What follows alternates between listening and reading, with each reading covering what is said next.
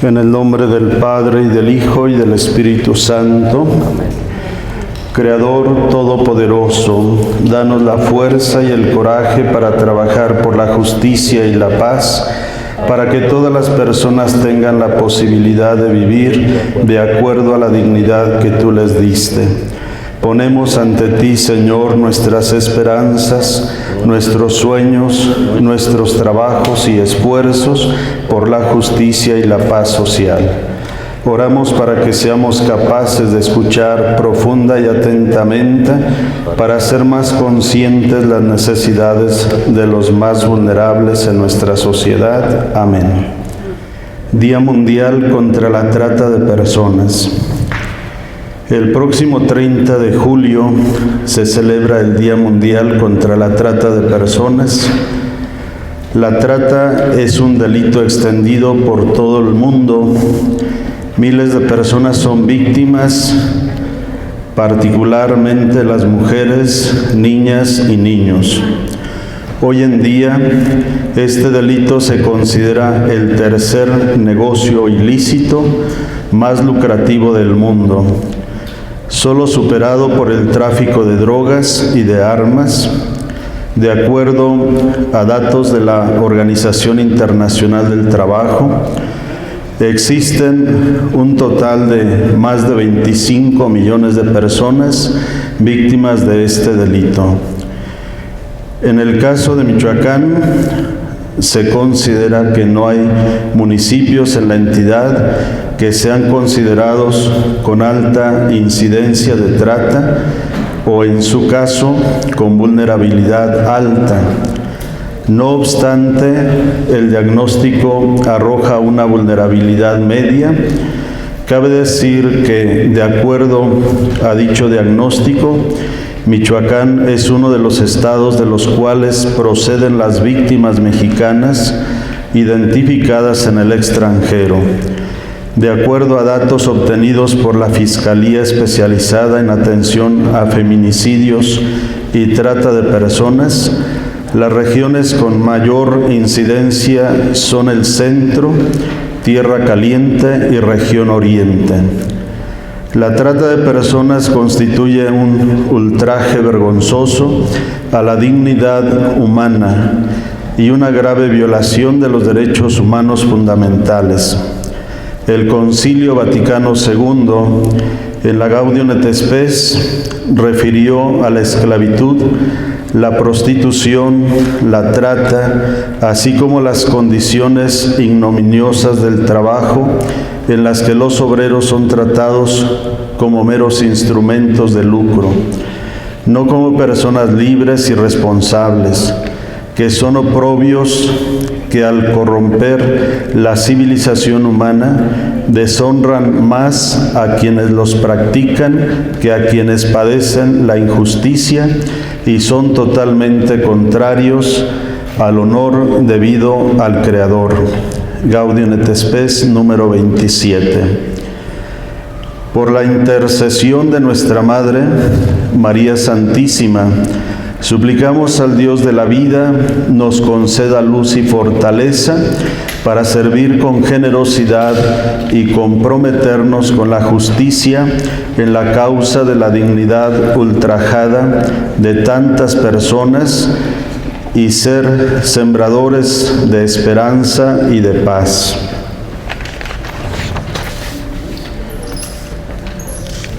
También quiero comunicar a todos que la Arquidiócesis de Morelia ha inaugurado el Centro de Escucha número 10 y de atención a víctimas de la violencia en la Arquidiócesis de Morelia. Con mucha esperanza, el pasado viernes 19 del presente mes, la Arquidiócesis de Morelia, comprometida en la construcción de la paz, abrió su 10º Centro de Escucha y de Atención a Víctimas de la Violencia. El centro se ubica en la calle Buenamosa 231 de la colonia Ampliación del Punguato, perteneciente a la parroquia de San Rafael Arcángel. Como Iglesia seguimos con este proyecto de acompañamiento a las víctimas de las violencias para romper con el ciclo de violencia, contribuir a la sanación social de las víctimas de las violencias, que puedan reintegrarse a su comunidad en las mejores condiciones posibles. Seguimos en el empeño de facilitar un proceso de perdón y reconciliación para que las personas puedan superar el dolor, la tristeza, el resentimiento o impotencia que vivieron y logren recuperar la paz y la confianza. También pretendemos prevenir futuras violencias, pues muchas veces quien ha sido víctima de la violencia puede convertirse en victimario.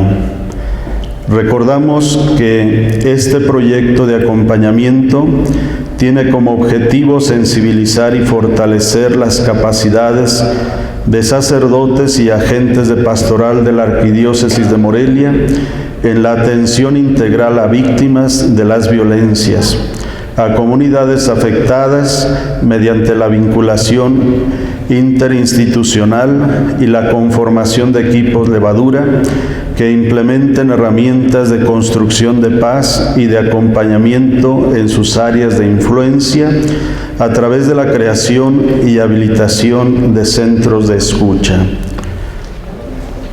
Monseñor, buenos días. Buenos días. Cecilia Sierra de Guadalupe.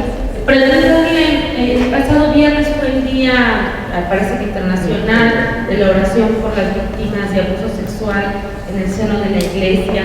Hace unos meses se hablaba de un caso, me parece que se tenía reporte, tiene nuevas cifras de estadísticas, ¿qué se está haciendo para atenderlos, especialmente porque la política del Vaticano es justamente atención a las víctimas de este fenómeno de la violencia? Sí, la disposición del Papa es que se atienda tanto a las víctimas como a los victimarios. Y para eso se ha buscado gente profesional que puedan prestar el servicio de terapia profesional para que puedan superar tanto quienes han sido afectados como también los que han afectado. Entonces la disposición del Papa es eso, y ha pedido también a las conferencias episcopales del mundo que también se conformen equipos de personas profesionales para que puedan atender todos estos casos. En el caso de la Arquidiócesis de Morelia ya se está trabajando en ello, se están buscando personas que se consideran capaces profesionalmente para poder atender a las personas que han sido afectadas. ¿Serán entregados a la justicia civil quienes resulten responsables de esta comisión de delito? Y por último, en mitad de semana se habló de una persona que fue sentenciada porque intentó hacer un exorcismo con un menor, con un niño en Apatzingán. ¿Tienen otros casos semejantes registrados de personas que intenten hacer este tipo de prácticas? No sé cómo se llamaría. A ver, yo creo que son cosas diferentes, ¿no? Y bueno, por una parte, tiene la obligación el obispo ordinario del lugar dar razón a la Fiscalía del Estado de quienes han sido personas que han dañado a niños o a adolescentes o cualquier otra persona. Eso lo tiene que hacer obligadamente el obispo ordinario del lugar. Y ya quienes les toca proceder en eso, pues ya son las autoridades civiles, ya no nos toca a nosotros. Pero sí se tiene que notificar cuando ya se ha constatado que sí hay un delito de esa naturaleza. Por el otro lado, también el obispo ordinario del lugar tiene que notificar al Vaticano del mismo caso y se tiene que proceder conforme a derecho canónico, y lo civil tiene que proceder conforme al derecho civil. ¿Cuántos casos tienen registrados de tentativas de exorcismo? Bueno, el exorcismo es otra cosa muy diferente, no tiene nada que ver con cuestiones de víctimas, porque los exorcismos tienen que ver ya más bien con una posesión del demonio, que si la persona que ha abierto puertas o ha hecho pactos o ha practicado algunos ritos satánicos, pues la persona puede quedar posesa, y eso no tiene que ver nada con la cuestión de los delitos de abuso. Eso no es un abuso. ¿Nos pudiera recordar cuál es el procedimiento en estos casos de exorcismo? Si primero se hace una valoración, quiénes son las personas que están legalmente calificadas del Vaticano? Bueno, para hacer exorcismos, el que está facultado en la iglesia es el obispo ordinario del lugar. Él es el que tiene la facultad plena para hacer un exorcismo. Pero él pues no puede atender todo, ¿verdad? Entonces tiene que delegar a algunos sacerdotes para que realicen ese servicio. Aquí en la Arquidiócesis de Morelia, el que está delegado es el padre José Guadalupe Franco. Él es el exorcista de la diócesis. Y antes de aplicar un exorcismo, primero se tiene que hacer una entrevista, ya sea a los familiares y, si se puede, a la misma persona que está posesa. Mientras no esté manifiesto el demonio, se puede platicar con la persona.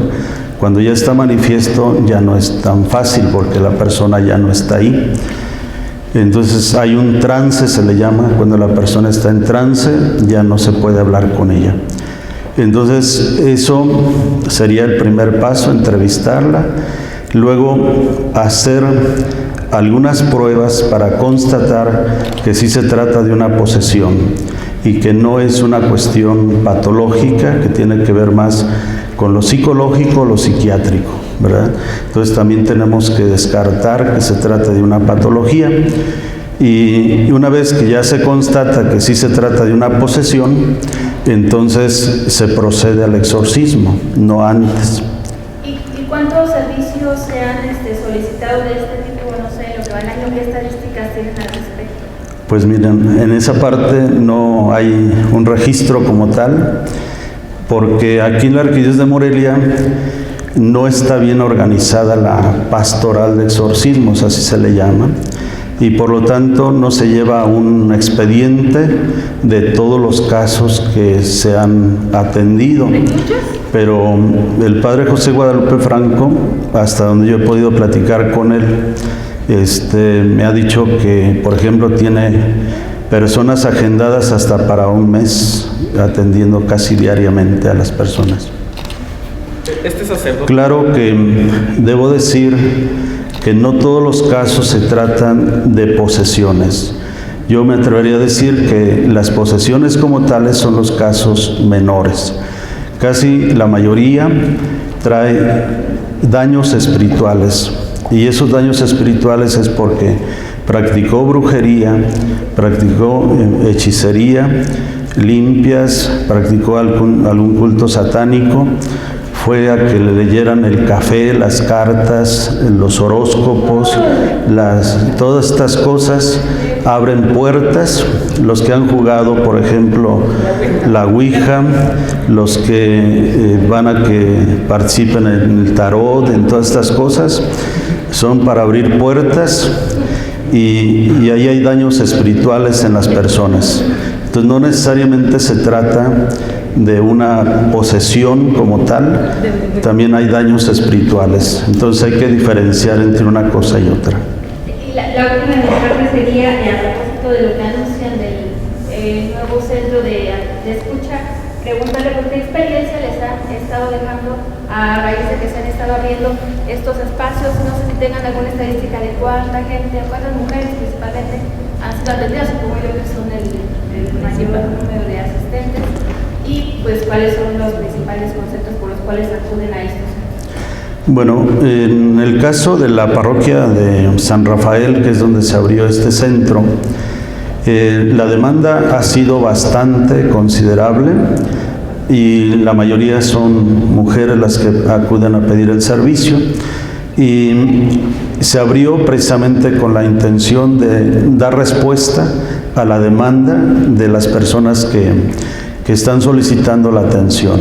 Pero el Padre Juan Pablo ha estado trabajando mucho en esta línea y ha hecho mucha conciencia en las personas, y por eso ha sido demandada la apertura de un nuevo centro dentro de lo que es la jurisdicción de su parroquia, que está dedicada a San Rafael, pero no tengo el dato yo exacto de decir están asistiendo 10 o 15 personas diario o a la semana. No les podría yo decir cuánta gente está asistiendo, pero sí hay una demanda considerable. Es por violencia, ¿no? En la mayoría de los casos sí.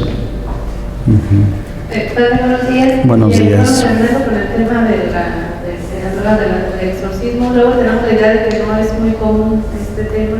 Por ejemplo, de 30 casos que a lo mejor pueda atender el Padre Guadalupe que usted decía, ¿qué tanto se puede ser un caso de estos? Y también cuáles son los síntomas que tiene alguien para identificar.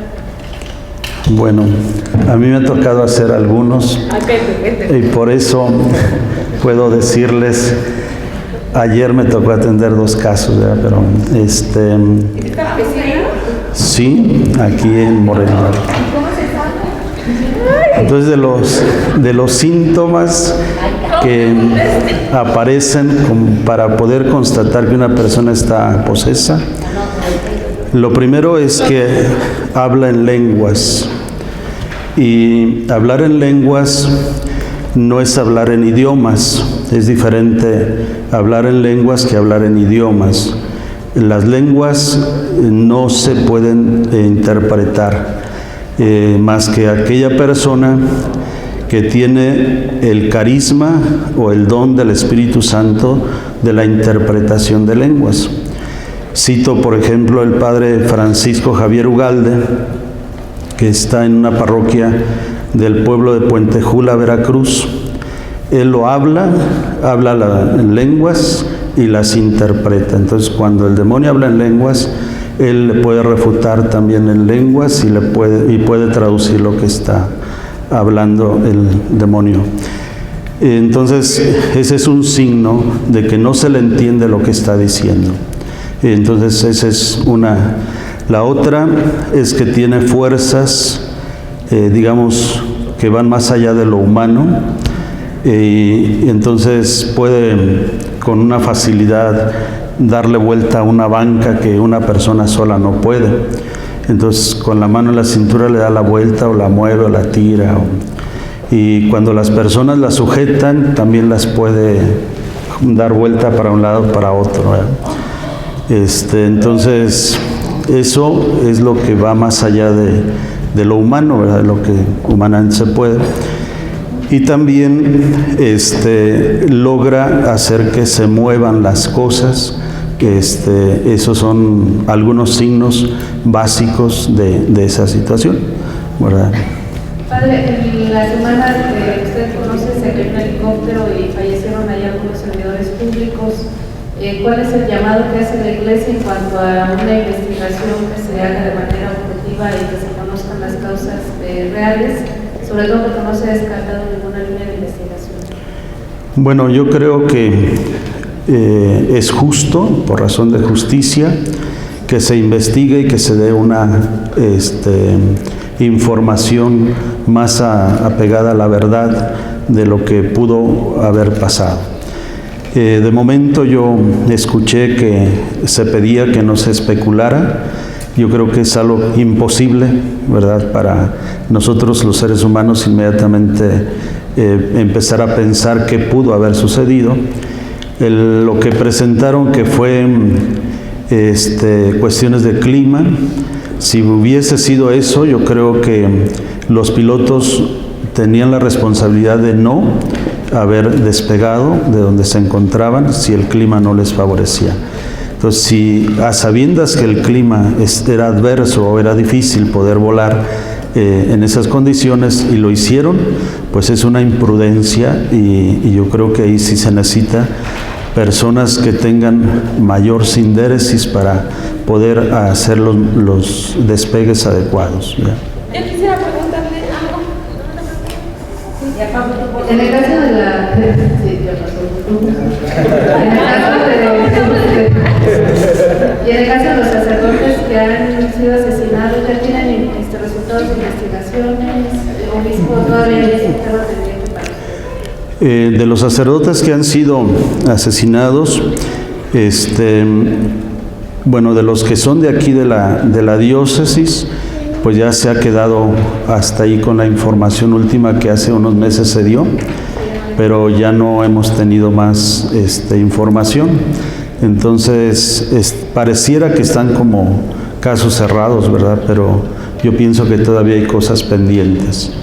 O sea, ¿ustedes como iglesia no les queda claro las motivaciones para esos asesinatos? En realidad no, porque pues son cosas que suceden en circunstancias en las que uno no tiene previa información como para estar alerta en esas cosas, ¿verdad?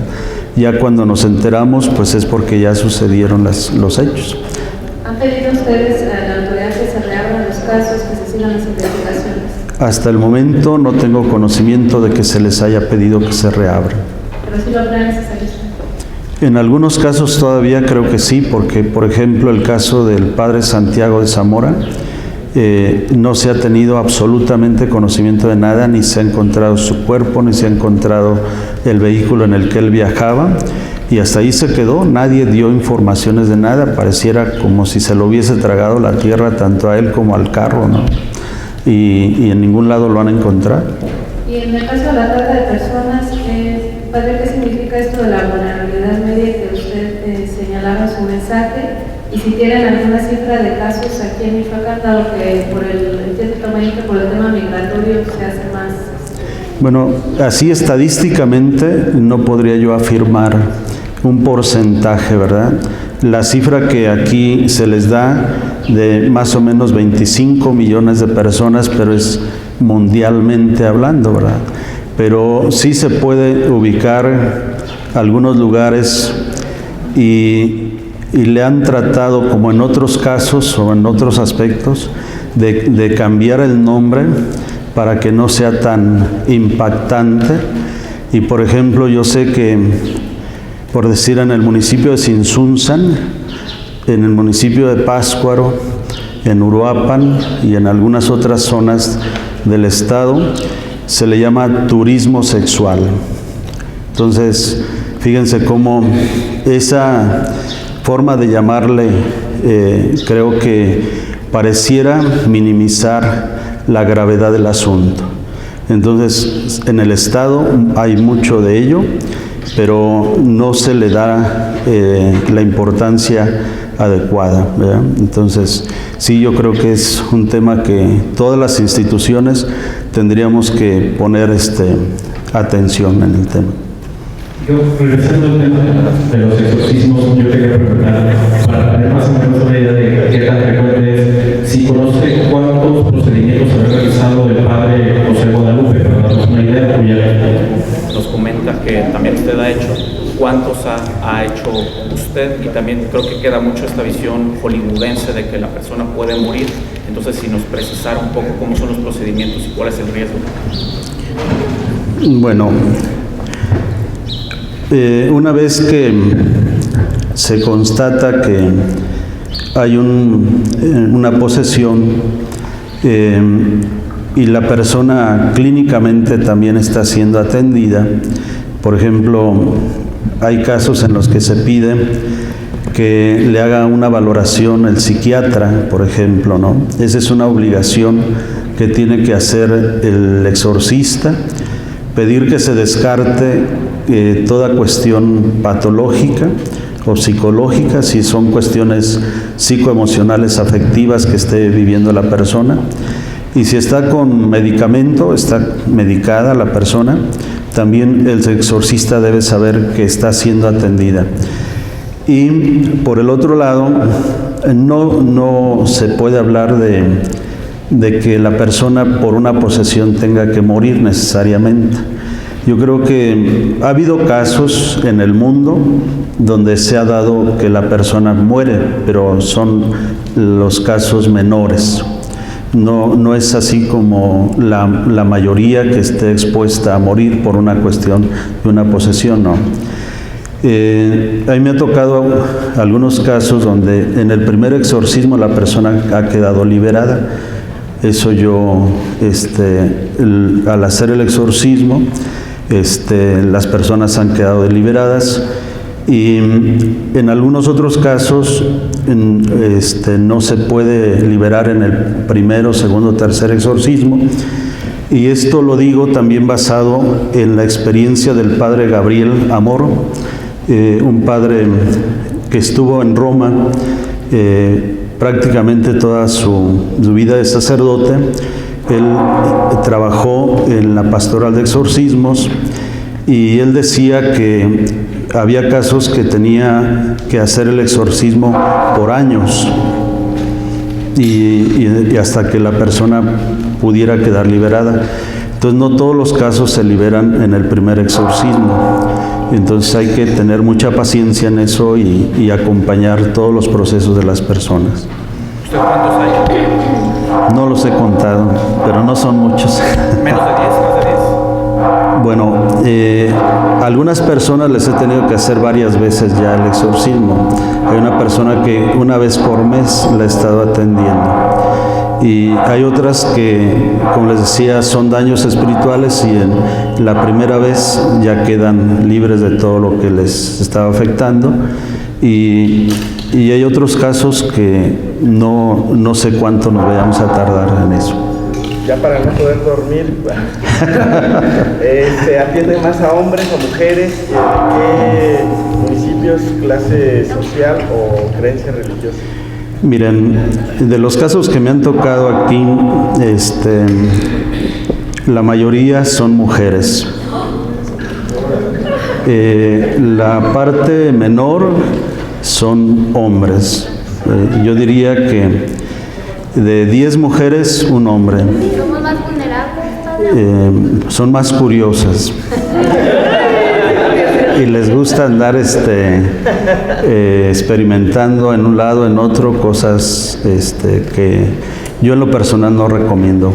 Señor, permítenos que como ciudadanos responsables podamos derribar los muros de la enemistad y tomar el camino del diálogo y reconciliación para que triunfen el amor y la unidad de los cristianos. Señor, que con tu amor paternal gobiernas el mundo, te rogamos que todos los hombres a quienes diste un auténtico origen constituyan una sola familia en la paz y vivan siempre unidos por el amor fraterno.